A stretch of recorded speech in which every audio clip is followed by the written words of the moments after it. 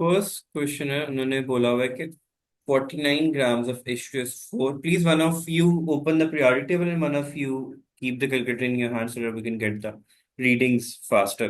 Periodic table is most okay. important because calculator तो मैं यहाँ पे भी जल्दी से कैलकुलेट कर दूंगा अगर आप मुझे वैल्यूज बता देंगे जल्दी से। 49 gram each of H2SO4 and H3PO4 have the same number of molecules but having different numbers of atoms हमारे पास, ठीक है। उसने क्या कहा है, दोनों के हमारे पास क्या है, 49 ग्राम्स है but they have different number of atoms. तो H2SO4 का तो याद हो ही गया इतनी दफा करने के बाद कि उसका एटॉमिक नंबर 98 होता है, ठीक है। उसके नंबर ऑफ मोल्स निकाल लेते हैं, which would be 49 divide by 98। क्या आंसर आएगा? 0.5। 0.5।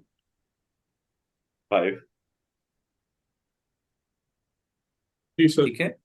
एंड H3PO4 का देखो मोलर मास कितना बन रहा है?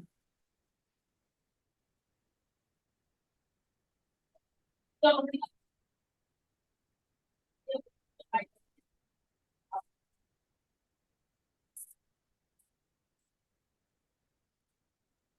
98 है।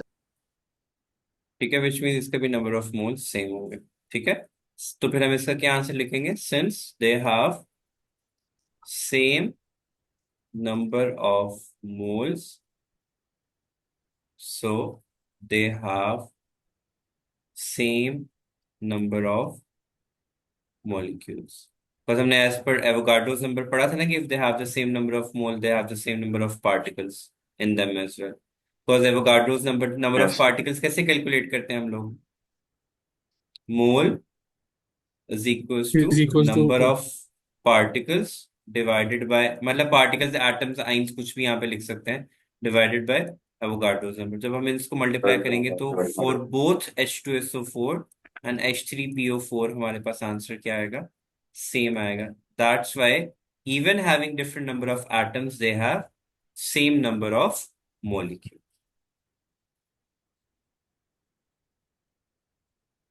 ओके। Sir yes. ये सर मोल्स का डिफरेंट नहीं होगा H3PO4 का? भाई उसका एटॉमिक नंबर, दोनों का मोलर मास 98 है। अमाउंट उसने स्टार्ट में वैसे ही बता दी हुई है, 49 ही है, both for H2SO4 and H3PO4, तो क्यों डिफरेंट होगा?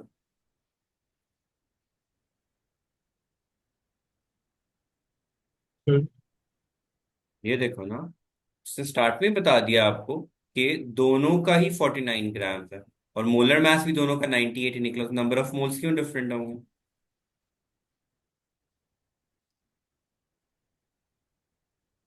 सही है सर।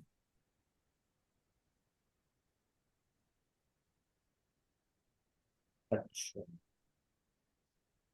नेक्स्ट इज हमारे पास के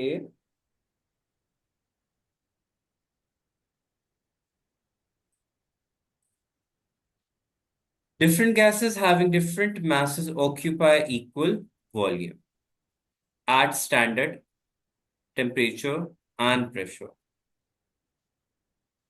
अब इसमें हम क्या बात कर सकते हैं?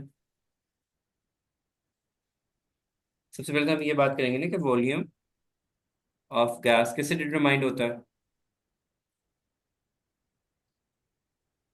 Is sir determined by volume the is equals. Number of molecules,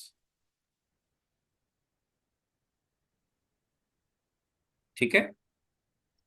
अब नंबर ऑफ मोलिक्यूल्स जो हैं at standard temperature and pressure have the same kinetic energy, ठीक है। एक मॉलिक्यूल है, it's made up of atom, ठीक है, बेशक वो ऑक्सीजन का हो, हाइड्रोजन का हो, या किसी भी और गैस का हो, वो एटम से बना हुआ है। स्टैंडर्ड टेम्परेचर एंड प्रेशर पे इन सब की काइनेटिक एनर्जी क्या होगी, same. If they have the same kinetic energy and they occupy the same space, जैसे अगर हम तीन जार्स ले लेते हैं, एक में ऑक्सीजन रख देते हैं, एक में हाइड्रोजन रख देते हैं, सेम टाइप ऑफ चार्ज लेते हैं, ठीक है, और तीसरे में अमोनिया रख देते हैं। तीनों एसटीपी पे हैं, सो इनकी काइनेटिक एनर्जी क्या होगी, सबकी सेम होगी, ठीक है, और ये सेम ही वॉल्यूम ऑक्यूपाई कर रहे होंगे, क्योंकि जो भी गैसेस के केस में क्या होता है हमारे पास, गैस के केस में क्या होता है, सर जितना वॉल्यूम देंगे उनको उसी में आ जाएंगे दे ना। हाँ, दे ऑक्यूपाई द स्पेस अवेलेबल, ठीक है। Yes. लेकिन सर नंबर मॉलिक्यूल की डेंसिटी बढ़ेगी। हाँ, उससे सिर्फ डेंसिटी बढ़ेगी, उनका जो वॉल्यूम ऑक्यूपाइड है वो क्या रहेगा, सेम रहेगा। If all the gases have same number of mole, if लिखा है मैंने, ठीक है, if all the gases have same number of mole, they will have same volume, which is moles किसके इक्वल होता है, volume Mass or molar mass. Over Yes, molar sir. Molar volume. Volume, ठीक है। अगर सबका हमने एक मोल लिया और मोलर वॉल्यूम सबका क्या होता है 22.414, तो मैं इसको क्रॉस मल्टीप्लाई करूंगा तो सब गैसेस का वॉल्यूम क्या निकलेगा, it would be same moles into DMQ. इस बेसिस पे हम लोग कह सकते हैं कि they have same number of molecules at standard temperature and pressure. सही है सर।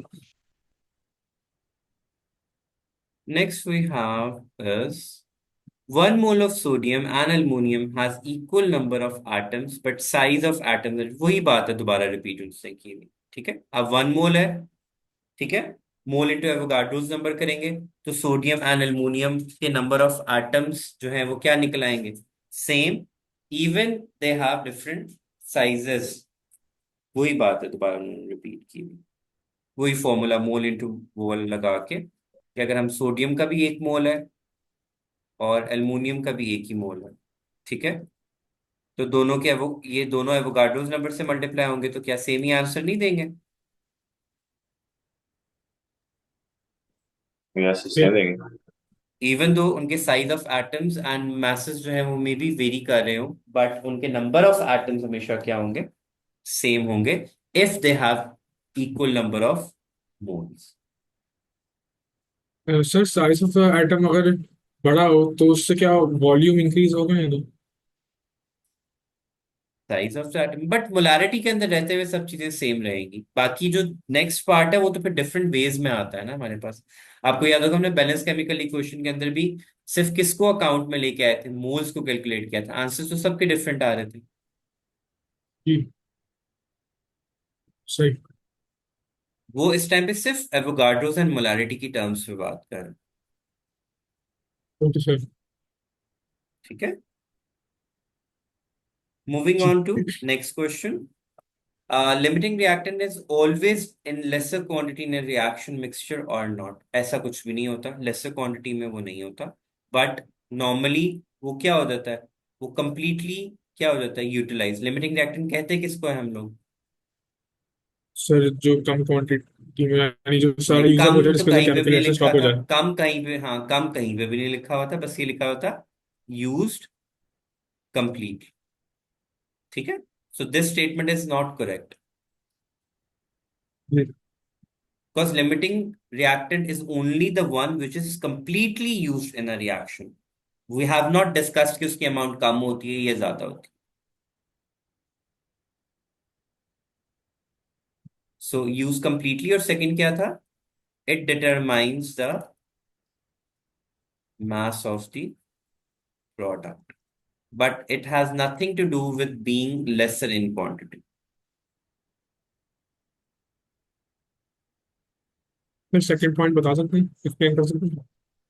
कि वो डिटरमाइन करता है ना प्रोडक्ट को, कि वो चूंकि कंप्लीटली यूज हो जाएगा वो रिएक्शन को स्टॉप कर देगा, तो बेसिकली जो प्रोडक्ट का मास होता है वो किस पे डिटरमाइंड होता है, लिमिटिंग रिएक्टेंट पे। ओ अच्छा सही। ओके। तो it is the mole ratio of the reactants which plays the main role. ठीक है, सही। It's the number of moles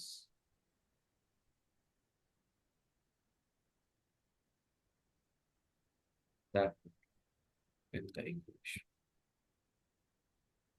That was question number 4. Next is amount of product obtained through balanced chemical equation is greater than the amount obtained experimentally, क्योंकि sum of it कहाँ पे utilise हो जाती है, reaction. जितना भी reactants होते हैं वो कंप्लीटली प्रोडक्ट में कन्वर्ट नहीं हो पाते। उसका रीजन क्या होता है? Limiting reaction. नहीं नहीं, इसको हमने उसकी बेसिस पे, प्योरिटी की बेसिस पे और उन तमाम चीजों में डिस्कस करना है, कि वो कहता है कि फॉर एग्जांपल 100% क्यों नहीं आता हमारे पास प्रोडक्ट कभी भी। तो उसकी रीजन क्या हो सकती है? इम्प्योरिटीज हो सकती हैं, इनकरेक्ट टेम्परेचर हो सकता है। आपको पता है ना कि हमने दो लॉस पढ़े थे, law of definite proportion and law of conservation of मास। और मे भी शायद आप लोगों ने जी सर। कोलोइयन थ्योरी पढ़ी थी केमिस्ट्री के अंदर 9th या 10th में, नहीं सर, इस साल पढ़ी है। Collision कि theory, sir. Only the particles with enough kinetic energy gives the product. तो अगर इनफ टेम्परेचर कंडीशंस नहीं होंगी हमारे पास, तो अकॉर्डिंग टू कोलोइयन थ्योरी हमारे पास प्रोडक्ट की फॉर्मेशन भी नहीं होगी कंप्लीट। Yes, sir. Okay. अब मुझे नहीं पता आगे है कहाँ पे, भारत कोलोइयन थ्योरी हमें ये जी बताती है। सर, आगे पढ़ा था, ठीक अभी है, सर ने पढ़ाया था। सो इनकरेक्ट टेम्परेचर एंड और क्या हो सकता है हमारे पास, रिएक्शन कंडीशंस लिख सकते हैं उसको, कंडीशंस नॉट एक्यूरेट, कि प्रॉपर कैटलिस्ट यूज नहीं किया हुआ, टेम्परेचर नहीं दिया हुआ, प्रेशर मेंटेन नहीं रखा हुआ। Some of the product might be lost during purifications, क्योंकि जब भी रिएक्शन होता है हम उसको पहले क्या करते हैं, प्योरीफाई करते हैं, लेफ्ट आउट करते हैं, जैसे क्रिस्टलाइजेशन के प्रोसेस में नॉर्मली होता है। ठीक है, Yes, sir. फिर है what are the basic assumptions in stoichiometry calculations. तो हमारा पहला यही होता है कि all of the reactants has been converted into products। Sir basic assumption क्या मतलब हुआ? क्या आप क्या एज्यूम करते हैं कि इस रिएक्शन के अंदर क्या क्या कुछ हुआ है, कि मतलब हो नहीं रहा ऐसे बट आपने एज्यूम किया कैसे हो रहा है। तो पहला हम यही करते हैं कि all of the reactant has been converted into product, कोई साइड रिएक्शन नहीं हो रहा, कि कोई ऑक्सीडेशन वगैरह नहीं होना शुरू हो गई, या कुछ इस तरह की लीकेज वगैरह नहीं हो रही, कोई साइड रिएक्शन नहीं हो रहा। Then law of conservation of mass is obeyed. यही जो पीछे अभी रिवाइज किया था वही पॉइंट्स इसमें आ जाएंगे, बस सेपरेट वे में आ जाएंगे। ओके, सर साइड रिएक्शन क्या मतलब हुआ? यार बताया तो है कि कोई ऑक्सीडेशन वगैरह स्टार्ट नहीं हो गई, कोई इस तरह का और काम नहीं शुरू होगा, which is not not the part of the reaction, नहीं है वो। जी।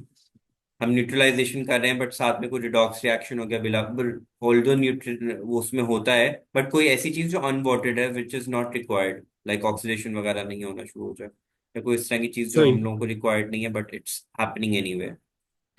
Okay. 18 grams of steam has Avogadro's number of molecules, but 58.5 grams of NaCl has not. Okay. अच्छा जी, NaCl का एवोगाड्रो नंबर क्या बनता है, सॉरी, NaCl का वो क्या बनता है? सर क्या?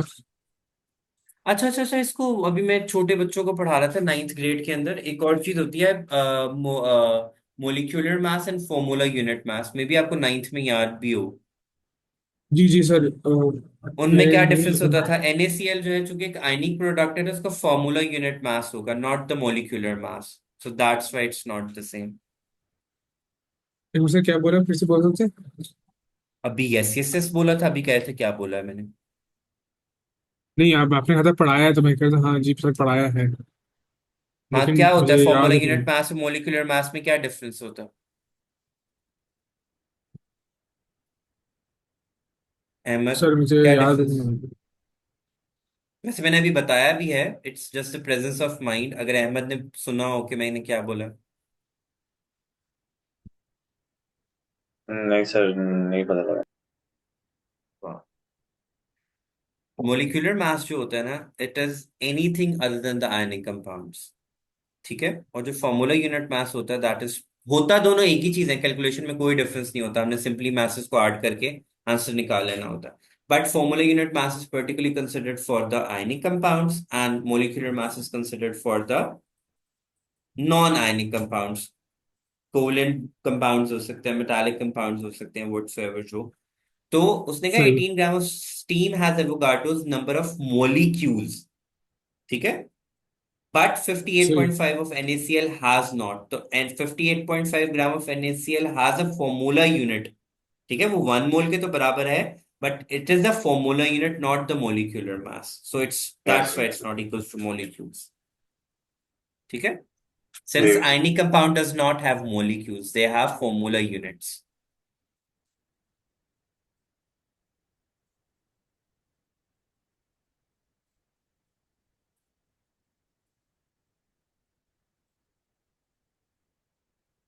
So 18 gram of steam has Avogadro's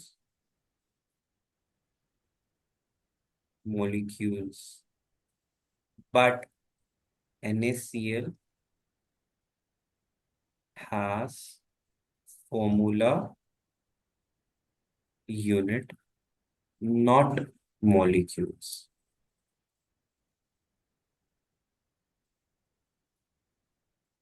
Since ionic compounds consists of formula unit, not molecules, या इंडिविजुअल मॉलिक्यूल का वर्ड भी यूज कर सकते हैं। ठीक है। Yes sir. यार कैलकुलेशंस कब आएंगी? ये बहुत बोरिंग होती है थ्योरी। आगे आ रही है शायद। Why 2 moles of Na reacts with 1 mole of chlorine gas to produce Na 1 mole of NaCl? अभी अभी मैंने इसका रीजन बताया वाह। भी था।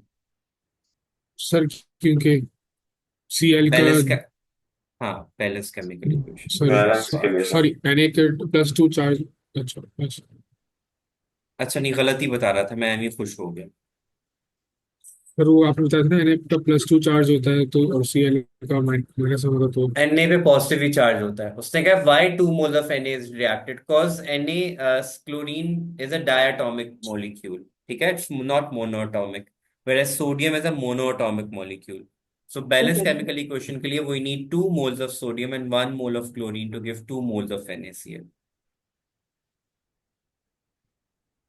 अगर क्लोरीन मोनोटॉमिक फॉर्म में एग्जिस्ट कर सकता होता, तो हम लिख सकते थे कि 1 mole of each gives us that. वो जो आप पॉजिटिव और नेगेटिव बोल रहे हो ना, दोनों पे इक्वल नंबर ऑफ जी सर। चार्जेस होते हैं। They have positive and negative charge. Okay. Ji.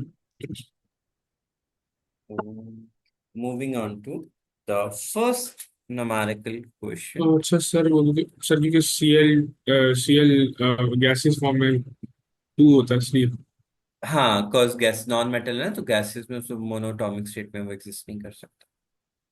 Sir. चलो पीरियोडिक टेबल्स को रेडी करो और आंसर्स निकालो जल्दी जल्दी, इन तीनों पार्ट्स के। बल्कि जी सर। 10 के 10 पार्ट्स के आंसर 2 मिनट में निकालो सारे।